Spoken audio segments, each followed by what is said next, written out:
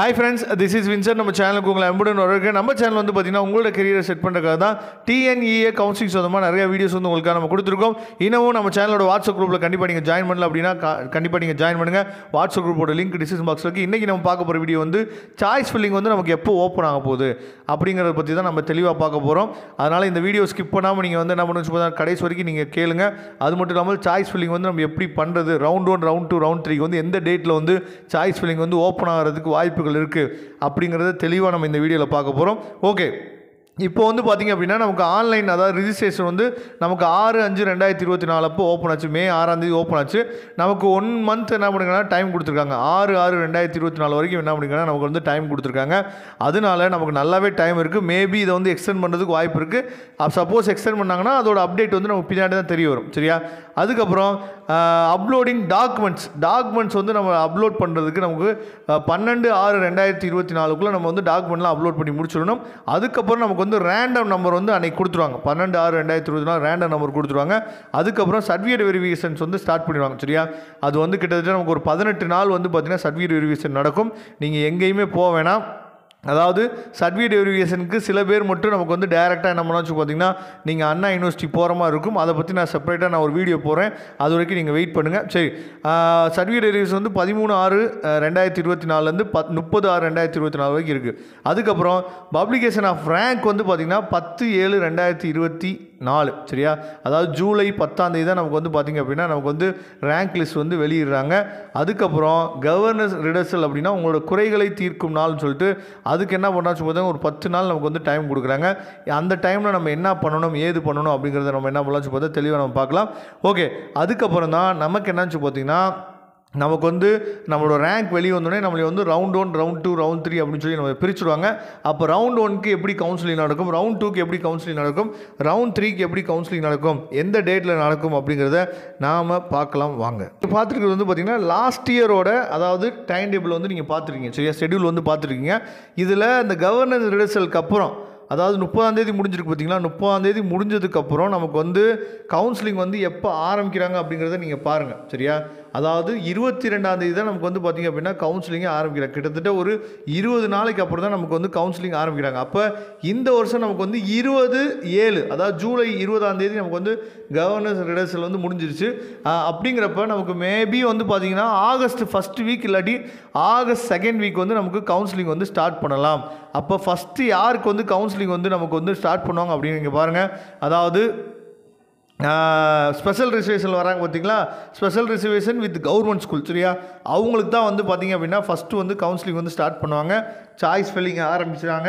நீங்கள் வந்து கவுன்சிலிங் வந்து உங்களுக்கு அதாவது ஸ்டார்ட் பண்ணும் போதே சாய்ஸ் ஃபில்லிங் தான் நமக்கு வந்து ஃபஸ்ட்டு நமக்கு ஸ்டார்ட் பண்ணுவாங்க. சரியா? அப்போ ஸ்பெஷல் ரிசர்வேஷனுக்கு தான் ஃபஸ்ட்டு கவுன்சிலிங் வந்து ஸ்டார்ட் பண்ணுவாங்க. அதுக்கப்புறம் இப்போ வாங்க தெளிவாக நம்ம பார்த்துடலாம். இப்போ நீங்கள் வந்து பார்க்குறது வந்து பார்த்திங்கன்னா லாஸ்ட் இயர் நம்மளை வந்து ரவுண்ட் 1, ரவுண்ட் 2, ரவுண்ட் 3 நம்மளை பிரிச்சிடறாங்க. சரியா? பிரித்த பின்னாடி லாஸ்ட் இயர் வந்து பார்த்திங்கன்னா கட் ஆஃப் 200லேருந்து 177 வரைக்கும் ரவுண்ட் 1ல் இருந்திருக்காங்க.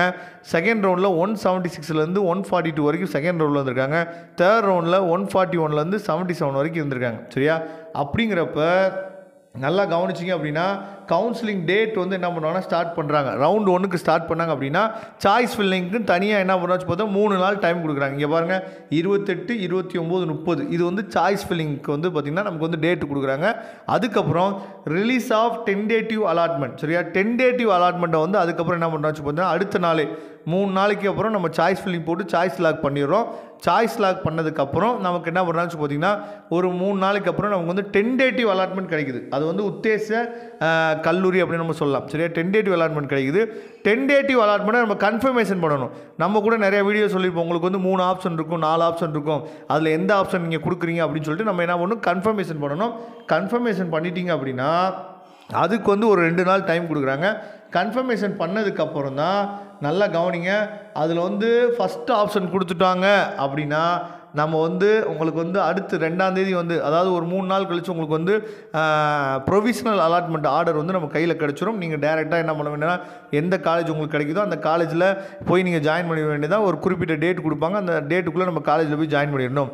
ஒருவேளை நீங்கள் மூவிங் அப்வர்ட் நீங்கள் கொடுக்குறீங்க அப்படின்னா சரியா மூவிங் அப் நீங்கள் கொடுக்குறீங்க அப்படின்னா உங்களுக்கு கிட்டத்தட்ட ஒரு 5 நாள் உங்களுக்கு வந்து என்னென்னா டைம் கொடுக்குறாங்க.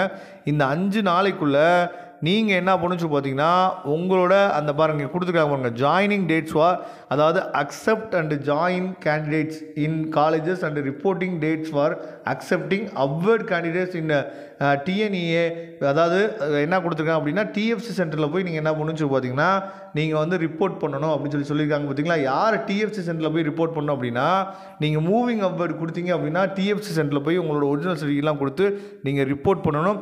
ரிப்போர்ட் பண்ணால் மட்டும்தான் உங்களுக்கு அந்த மூவிங் அப்வர்டுக்குரிய அந்த ஆப்ஷன் கிடச்சி நீங்கள் என்ன பண்ணலாம்னு பார்த்தீங்கன்னா காலேஜ் வந்து உங்களுக்கு மாறுறதுக்கு வாய்ப்பு இருக்குது. நீங்கள் சப்போஸ் டிஎஃப்சி சென்டர் நீங்கள் போகலை அப்படின்னா அந்த சீட்ஸ் வந்து உங்களுக்கு என்னாச்சு பார்த்தா கேன்சல் ஆயிரும். நீங்கள் அதாவது அடுத்த ரவுண்டு நீங்கள் கவுன்சிலிங் வந்து கலந்துக்கவும் முடியாது.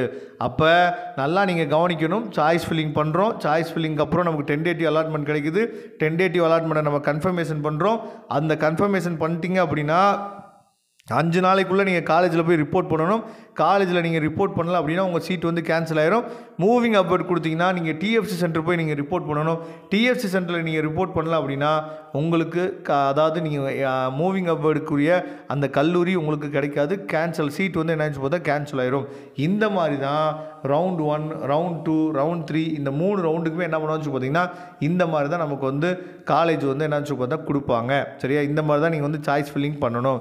அதனால் உங்களுக்கு வந்து மேபி நமக்கு வந்து ஆகஸ்ட் 1st ஆர் 2nd வீக்லேருந்து நமக்கு வந்து ஸ்பெஷல் ரிசர்வேஷன் கவுன்சிலிங்ஸ் வந்து நமக்கு ஸ்டார்ட் ஆகிறதுக்கு வாய்ப்புகள் வந்து அதிகமாக இருக்குது. இதில் ஏதாவது டவுட் இருந்துச்சு அப்படின்னா நீங்கள் கமெண்ட் பாக்ஸை கேளுங்க. உங்களுக்கு ஹெல்ப் பண்ணுறதுக்கு நாங்கள் ரெடியாக இருக்கிறோம். Okay friends, thank you. நம்ம நெக்ஸ்ட் வீடியோ பார்க்கலாம். அதுவரை முடிந்து விடைபெறுவது உங்கள் நண்பன் வின்சென்ட். தேங்க்யூ.